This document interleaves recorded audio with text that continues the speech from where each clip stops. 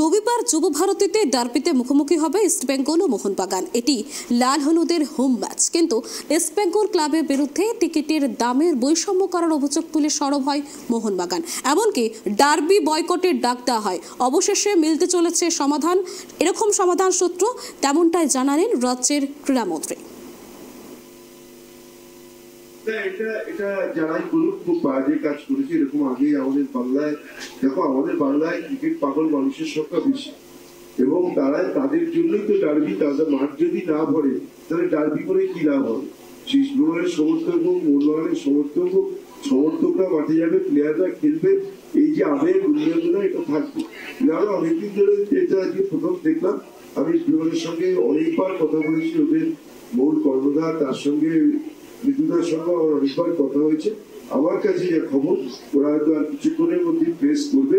কালকে রাত্রে বসে সব সিদ্ধান্ত হয়েছে। ইস্টবেঙ্গল ক্লাব, তাদের স্পন্সর, যে কোম্পানি আছে এবং আমি নিজে কথা বলে আজকে থেকে আর কোনো বৈষম্য থাকবে না। সব টিকিটের দাবি এক হবে, সব এক হবে।